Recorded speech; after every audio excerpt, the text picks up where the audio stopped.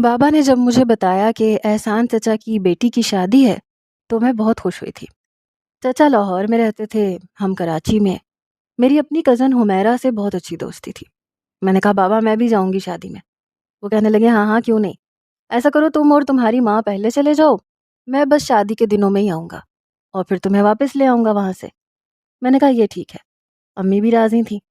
ہم نے جلدی جلدی شامی کباب اور کچھ سالن وغیرہ بنائے، انہیں فریز کر دیا۔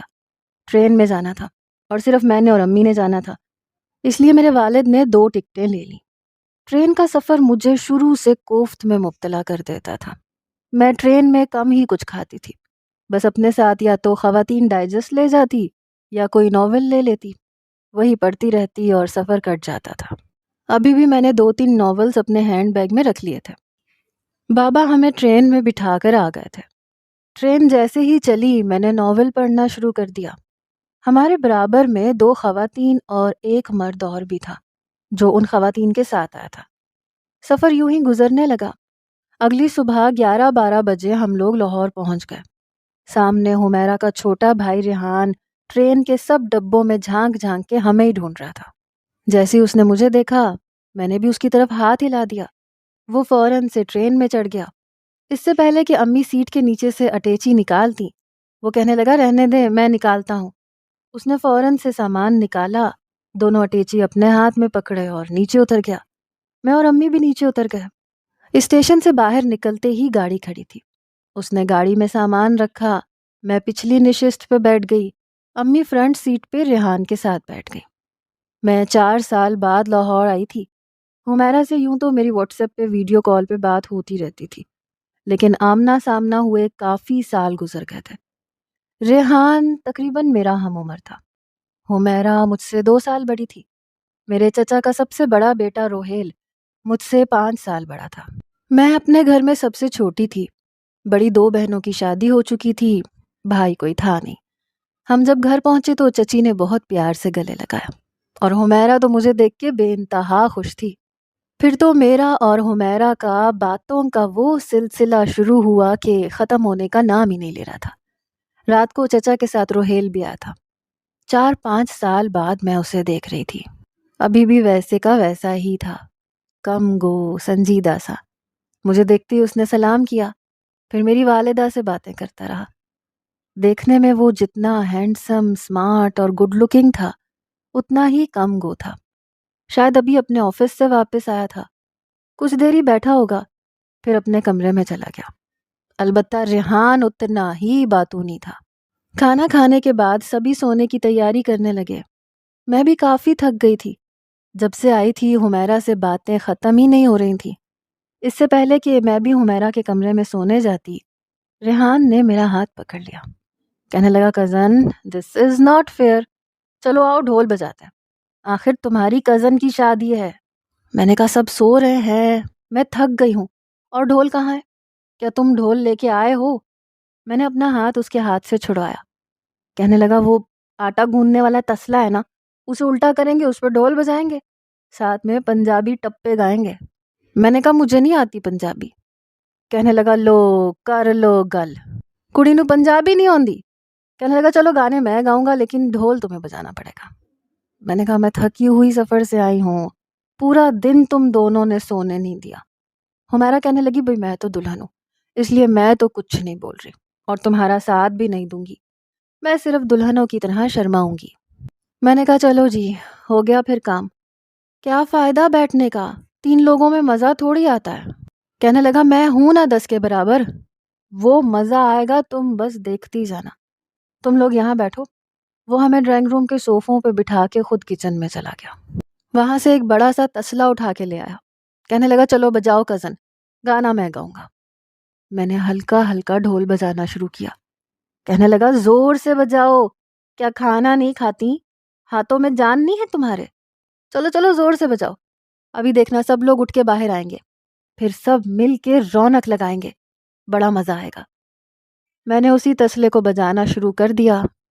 اس نے اونچی اونچی آواز میں پنجابی ٹپے گانے شروع کر دیے۔ آہستہ آہستہ سبھی اپنے کمروں سے باہر آئے۔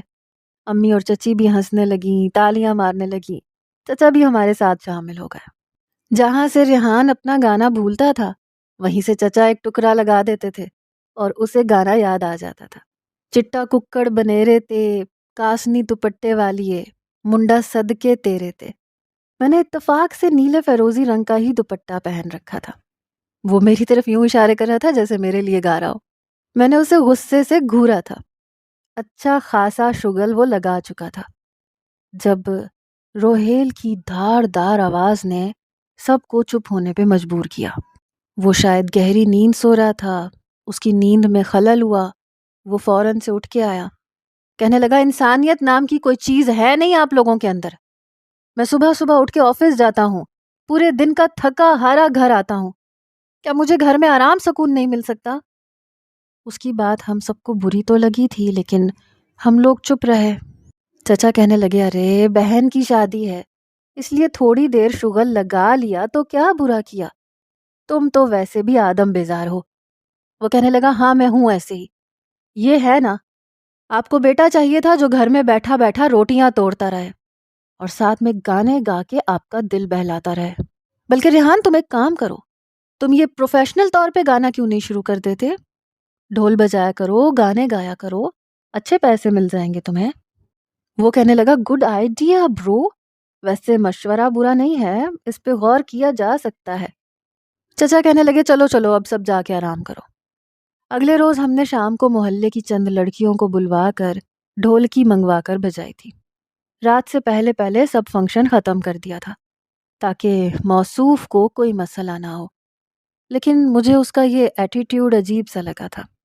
ایک بات تو میں آپ کو بتانا ہی بھول گئی، بچپن سے میرا رشتہ روہیل سے طے تھا۔ یہ بات وہ بھی جانتا تھا اور میں بھی جانتی تھی، لیکن باقاعدہ منگنی کی رسم نہیں ہوئی تھی۔ ریحان البتہ مجھے اس کے نام پہ تنگ کرنے لگتا تھا۔ میں جب کچن میں کھانا بنا رہی تھی تو میرے پاس آ کے بیٹھ گیا، کہنے لگا تم یہاں پہ بیٹھی ہوئی کیا کر رہی ہو؟ میں نے کہا نظر نہیں آ رہا آپ کو، میں اپنے ناخنوں کو گول کر رہی ہوں تاکہ شادی پر جب نیل پالش لگاؤں تو بہت اچھے لگے۔ اس نے میرے ہاتھ سے ناخن کٹر پکڑا اور سائڈ پہ رکھ دیا، کہنے لگا میری غریب ماں کچن میں کھانا بنا رہی ہے، تم نافرمان ہونے والی بہو یہاں پہ ٹانگ رکھ کے اپنے ناخن گول کر رہی ہو۔ حمیرہ میرے برابر بھی بیٹھی تھی، اس کی بات سن کے بے ساختہ ہنسنے لگی۔ میں نے کہا ریحان کے بچے بدتمیزی نہیں کرو، اور خبردار تم نے مجھے کچھ الٹا سیدھا کچھ کہا تو؟ کہنے لگا میں نے کیا الٹا سیدھا کہہ دیا، آخر کار تم نے یہیں آنا ہے تو کیا حرج ہے میری ماں کے ساتھ کھانا بنوا دو۔ میں نے کہا میں نے چچی سے کہا تھا، انہوں نے منع کر دیا، کہہ رہی تھی صبح ناشتہ بھی تم نے بنایا ہے، کھانا رہنے دو۔ کہنے لگا دیکھا، دیکھ رہی ہو نا میری ماں کو کتنا احساس ہے اپنی بہو کا۔ وہ بار بار مجھے تنگ کر رہا تھا۔ میں نے کہا ریحان کے بچے چپ ہو جاؤ ورنہ ماروں گی پکڑ کے۔ کہنے لگا ابھی سے دیور کے ساتھ ظلم اور زیادتی شروع کر دی، کتنی بری بات ہے۔ پتہ نہیں یہ سب سن کر مجھے کچھ عجیب سا لگ رہا تھا۔ جس کے ساتھ میرا رشتہ جڑا تھا اس نے تو کبھی ہنس کر بھی مجھے نہیں دیکھا تھا۔ دل میں تو بہت سی خواہشات تھیں کہ شاید وہ بھی کوئی رومانوی بات کرتا، کوئی پیار بھرا جملہ بول دیتا، کبھی یہی کہہ دے کہ آج تم اچھی لگ رہی ہو۔ لیکن وہ تو سیدھا آفس سے آتا، سب کے ساتھ بیٹھ کے کھانا کھاتا، بڑی بات تھی یہ بھی۔ وہ امی سے دو چار باتیں کر لیتا تھا پھر اپنے کمرے میں چلا جاتا تھا، یہ کہہ کر کہ میں تھکا ہوا ہوں، سونا چاہتا ہوں۔ میری چاچی البتہ اس کی بڑی تعریفیں کرتی تھیں کہ اس نے سارے گھر کا خرچہ اٹھا رکھا ہے۔ ریحان ان دنوں یونیورسٹی میں پڑھ رہا تھا، آخری سیمسٹر تھا۔ چچی اسے بار بار کہتی تھی کہ تم پتہ نہیں کب سنجیدہ ہوگے، تمہاری عمر کے لڑکے ساتھ ساتھ یونیورسٹی پڑھتے ہیں، ساتھ ساتھ جاب بھی کرتے ہیں۔ وہ کہنے لگا ماں بس بھی کر دیں، ساری زندگی یہی کام تو کرنا ہے، ابھی میری عمر ہی کیا ہے، اتنی سی عمر میں میرے ساتھ یہ ظلم نہ کریں، اتنا بوجھ مت ڈالیں میرے نازک کندھوں پہ کہ میری کمریا ہی گھس جائے۔ یہ تو جو نہ کہے وہ کم تھا، ہر وقت الٹی سیدھی باتیں کر کے دوسروں کو ہنساتا رہتا تھا۔ حمیرہ کی شادی سے 2 دن پہلے روہیل نے کہا کہ اس کی بیرون ملک جاب لگ گئی ہے اور اگلے مہینے وہ اٹلی چلا جائے گا اور 5 سال تک پھر واپسی ممکن نہیں۔ یہ سن کر میرے والد اور والدہ دونوں ہی چپ سے ہو گئے، چچی بھی چپ تھیں۔ پھر چچا نے کہا کہ تمہاری یہاں پہ اچھی خاصی جاب ہے، انکم بھی اچھی ہے، تو کیا ضرورت پڑی ہے تمہیں اٹلی میں جانے کی؟ کہنے لگا بابا یہ چانس بار بار نہیں ملتا، میں ضرور جاؤں گا۔ اور آپ کو کیا لگتا ہے یہ پیسے کافی ہیں کیا؟ مجھے پتا ہے میں کیسے حمیرہ کی شادی کر رہا ہوں، پیسے کہاں سے اکٹھے کیے ہیں۔ ریحان نے تو ویسے بھی کچھ کرنا نہیں ہے، میں کرنا چاہتا ہوں تو مجھے تو کرنے دیں۔ ایک تو روحیل بھائی کی ہر بات میں پتہ نہیں کیوں آ جاتا ہوں۔ چچا کہنے لگے کہ بات کچھ اور بھی ہے، تم اٹلی کی جاب سے انکار کر سکتے ہو، کیا بات ہے؟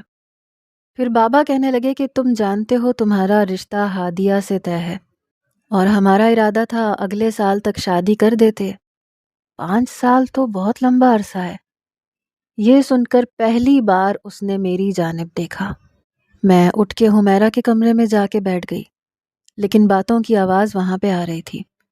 وہ کہہ رہا تھا کہ میں اتنا اچھا موقع گنواؤں گا نہیں، شادی کا کیا ہے 5 سال بعد ہو جائے گی۔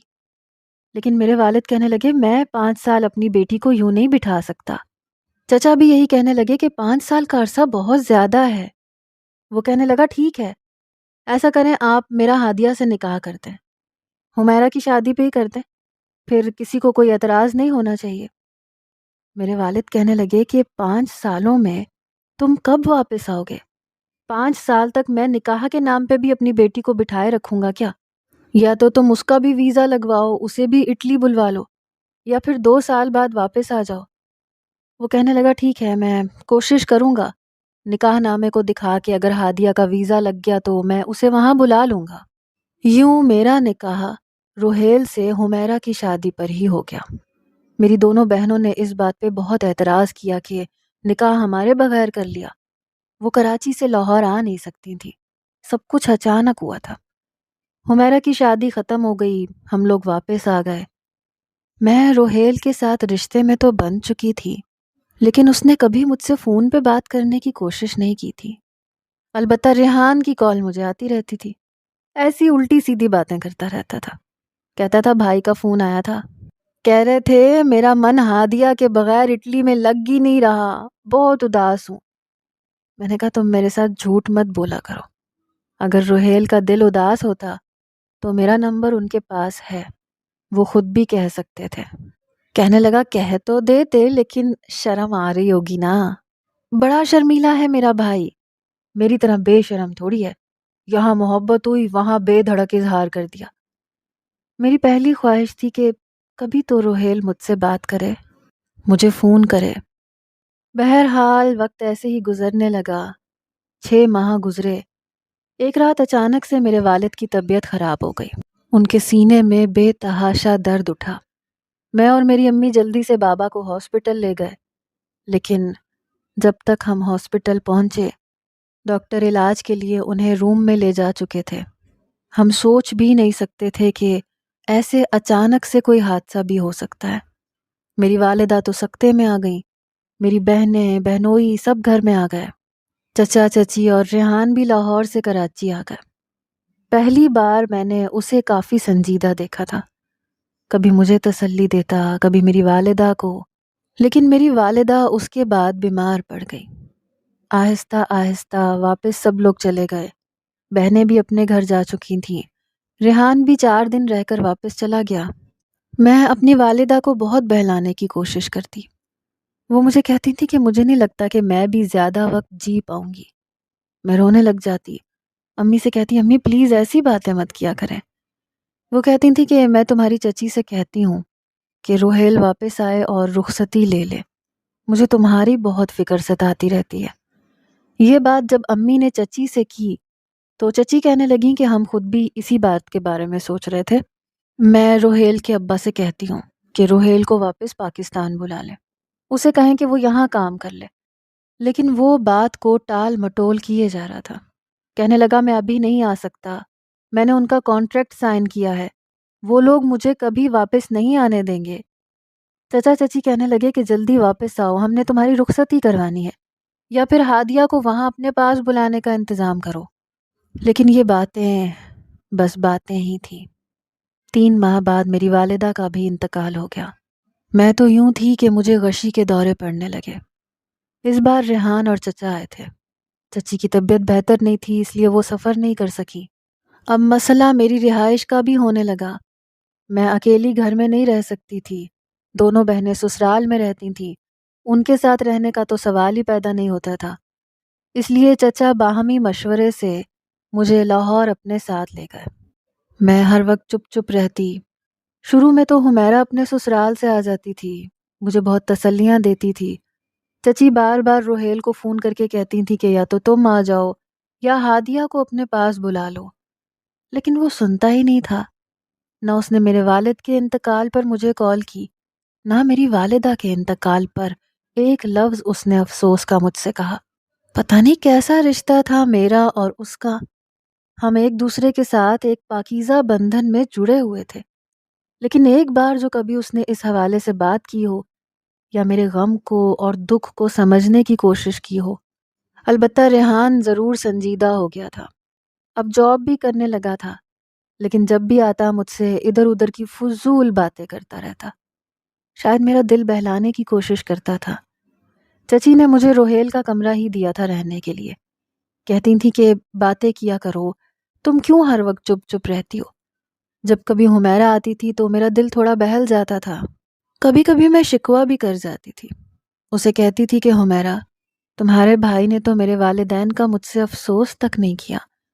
کہنے لگی وہ کچھ ایسا ہی ہے، انہیں یہ سب آتا نہیں ہے، بس اپنی خواہش اور کامیابی اور کریئر کے علاوہ انہیں کچھ نظر ہی نہیں آتا۔ کہنے لگی جب تم وہاں چلی جاؤ گی یا بھائی یہاں آ جائیں گے تو آہستہ آہستہ سب ٹھیک ہو جائے گا۔ ایک بار ریحان اپنے آفس سے واپس آیا تو مجھے کہنے لگا آپ کیا ہر وقت اداس رہتی ہیں؟ ٹھیک ہے ماں باپ کا غم بہت زیادہ ہوتا ہے، لیکن اس طرح ہر وقت روتے رہنے سے آپ کی اپنی صحت بھی خراب ہو رہی ہے۔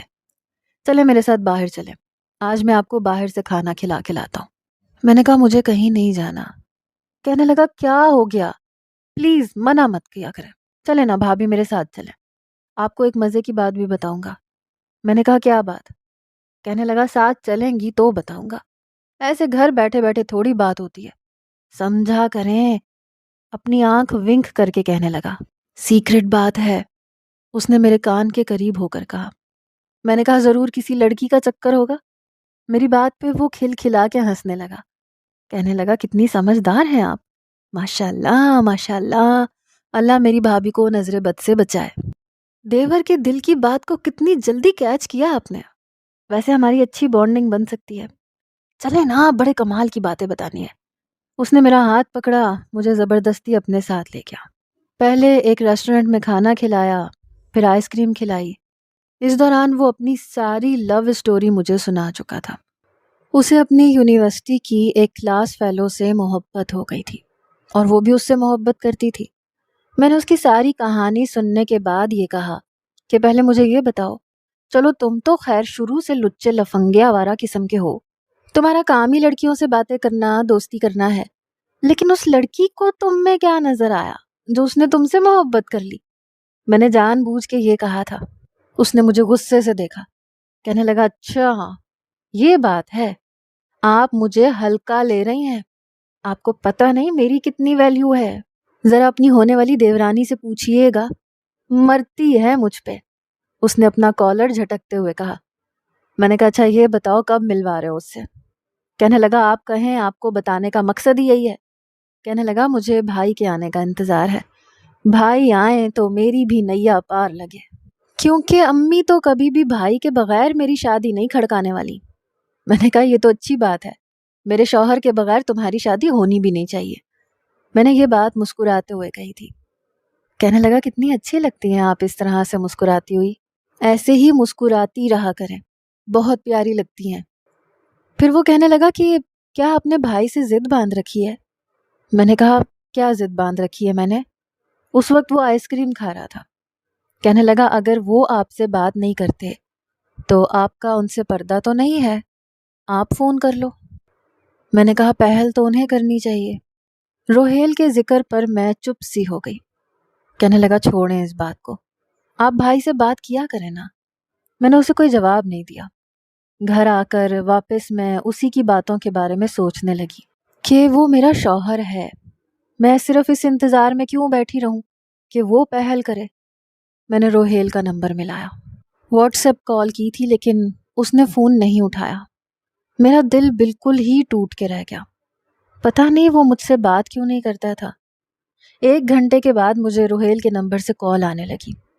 میں نے فون اٹھایا۔ کہنے لگا ہاں کیا بات ہے، کیوں فون کر رہی تھی؟ کوئی کام تھا یا تمہیں بھی اماں ابا کی طرح یہ ایک دورہ پڑ گیا ہے کہ میں تمہیں واپس بلا لوں یا میں واپس آ جاؤں؟ میں نے کہا میں آپ سے صرف بات کرنا چاہتی تھی۔ کہنے لگا تم بھی یہی باتیں کرو گی، مجھے کوئی سمجھنے کی کوشش نہیں کرے گا۔ میں نے کہا آپ مجھ سے کہیں گے تو میں آپ کو سمجھوں گی بھی اور کوشش بھی کروں گی۔ کہنے لگا دیکھو میں 5 سال سے پہلے نہیں آ سکتا اور نہ ہی تمہیں بلا سکتا ہوں۔ میں نے کہا فون پہ بات کر سکتے ہیں یا وہ بھی نہیں کر سکتے؟ کہنے لگا ہاں بولو کیا بات کرنی ہے، پیسوں کی ضرورت ہے تو اکاؤنٹ نمبر بتا دو، میں تمہیں الگ سے پیسے بھیج دیا کروں گا۔ میں نے کہا مجھے صرف آپ کی ضرورت ہے کہ اپنی 24 گھنٹے کی مصروفیات میں سے مجھے تھوڑا سا وقت دے سکتے ہیں، مجھ سے بات کر سکتے ہیں تاکہ یہ 5 سال کا عرصہ گزارنا میرے لیے کچھ آسان ہو سکے۔ کہنے لگا وہی ٹپیکل بیویوں والی بات، یار تم پڑھی لکھی ہو، ایسا کرو کوئی جاب کر لو، اپنا دل لگا لو، وقت گزر جائے گا۔ میں روز روز یہ فلمی ہیروز کی طرح بات نہیں کر سکتا، میں اس قسم کا بالکل نہیں ہوں، بہت پریکٹیکل قسم کا شخص ہوں، خوابوں کی دنیا میں نہیں رہتا۔ میں نے کہا ٹھیک ہے، کبھی کبھی تو بات کر سکتے ہیں۔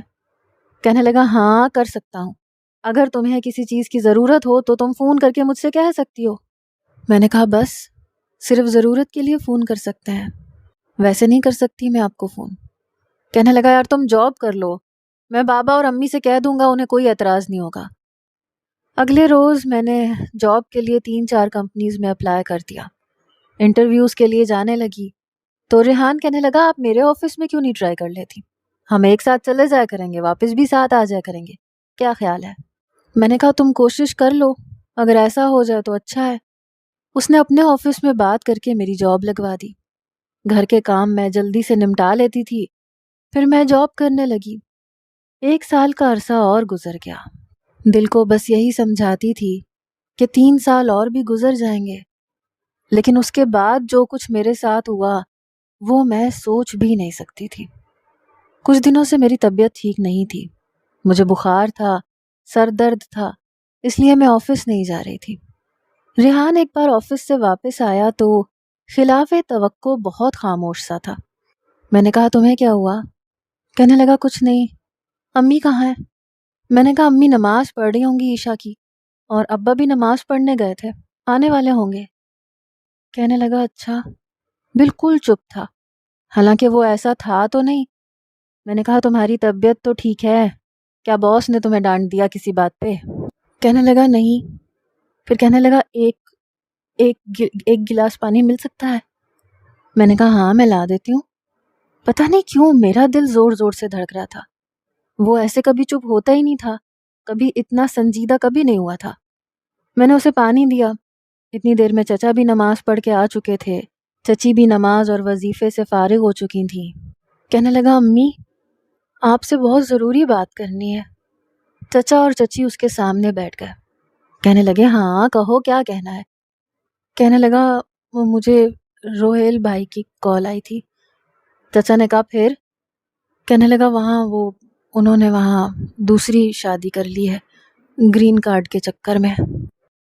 یہ سننا تھا کہ میں جہاں کھڑی تھی کھڑی رہ گئی۔ یہ خبر میرے سر پہ کسی بم کی طرح پھٹی۔ میں رونے لگی، چچی بھی رونے لگی، کہنے لگی یہ اس نے کیا کر دیا؟ چچا غصے میں آ گئے، کہنے لگے میں روہیل کو فون کرتا ہوں، میں اسے چھوڑوں گا نہیں، اس کی ہمت کیسے ہوئی اتنا بڑا قدم اٹھانے کی؟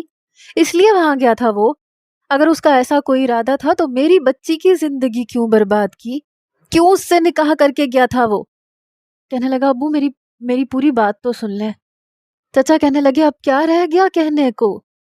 ریحان نے جیب سے ایک پیپر نکالا اور چچا کی طرف بڑھا دیا۔ چچا کہنے لگے اب یہ کیا ہے؟ کہنے لگا کھول کے دیکھ لیں۔ جیسے ہی چچا نے وہ پیپر کھولا ان کا رنگ اڑ گیا، پیپر ان کے ہاتھ سے چھوٹ کے زمین پہ گر گیا۔ چچی کہنے لگی کیا ہے یہ؟ بتاؤ نا ریحان یہ کیا ہے؟ وہ کہنے لگا بھابی کا طلاق نامہ، انہوں نے بھابی کو طلاق دے دی۔ اور یہ بھی کہا ہے کہ آپ جہاں چاہیں اس کی شادی کر دیں، انہیں کوئی اعتراض نہیں ہوگا۔ مجھے لگا جیسے روہیل نے میرے منہ پہ ذلت کا تماچا مارا ہے۔ 2 سال مجھے اپنے نام پہ بٹھائے رکھا اور اب مجھے طلاق دے دی۔ ٹھیک ہے، گرین کارڈ چاہیے تھا تو پہلے مجھ سے نکاح نہ کرتا۔ میرا تو سب کچھ اجڑ گیا تھا، ایک گھر کا آسرا تھا وہ بھی ختم ہو گیا تھا۔ میں وہیں زمین پہ چکرا کے گر گئی۔ جب ہوش آیا تو ہاسپٹل میں تھی۔ ریحان، چچا، چچی تینوں میرے پاس تھے۔ شاید میرا نروس بریک ڈاؤن ہو گیا تھا۔ 2 دن بعد مجھے ہوش آیا تھا۔ میں رونے لگی۔ میں نے کہا روہیل نے میرے ساتھ اچھا نہیں کیا، میری زندگی برباد کر کے رکھ دی۔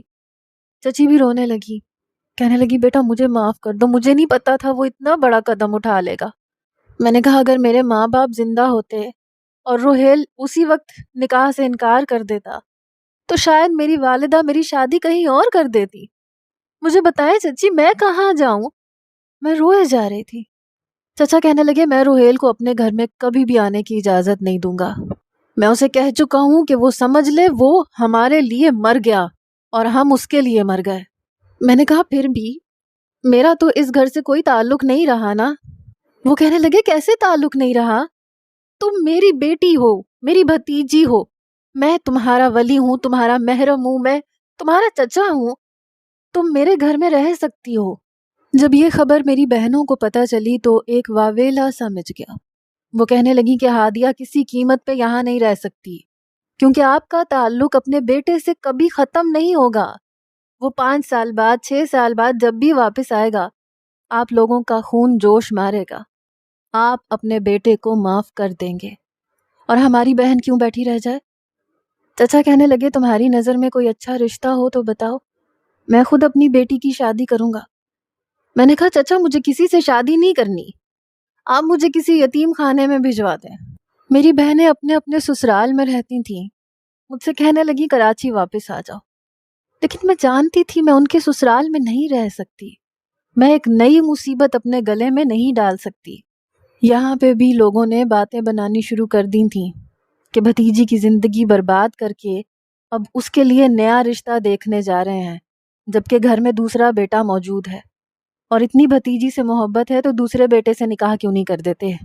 یہ بات جب چچا کو ہر تیسرے شخص نے کہنا شروع کی تو ایک دن وہ ریحان سے کہنے لگے اگر تم میرے بیٹے ہو تو ہادیہ سے نکاح کر لو۔ یہ بات سن کے جتنا میں حیران تھی اتنا ہی وہ بھی حیران تھا۔ کہنے لگا ابا جی یہ کیسے ہو سکتا ہے؟ چچا کہنے لگے کہ تمہیں میری عزت کا واسطہ ہے۔ چچا نے اپنے ہاتھ جوڑے ہوئے تھے، وہ اسے کہہ رہے تھے۔ ان کے جوڑے ہوئے ہاتھ دیکھ کے وہ چپ چاپ صوفے پہ بیٹھ گیا، دونوں ہاتھوں سے اپنا سر پکڑ لیا۔ میں جانتی تھی وہ کسی اور سے محبت کرتا ہے۔ میں نے کہا میں یہ شادی نہیں کروں گی، مجھے نہیں کرنی ریحان سے شادی۔ مگر چچا میرے سامنے ہاتھ جوڑ کے منت کرنے لگے، کہنے لگے میرا بھائی مجھے قیامت کے روز بخشے گا نہیں، تم نے اس کی بیٹی کے ساتھ اچھا نہیں کیا، خدا کے لیے اس رشتے سے انکار مت کرو۔ پتہ نہیں کیسا نکاح تھا ہمارا، نہ میں راضی تھی نہ میں ریحان کے بارے میں کچھ بھی ایسا سوچ سکتی تھی، لیکن چچا نے ہمارا نکاح کر دیا، اور اس کے بعد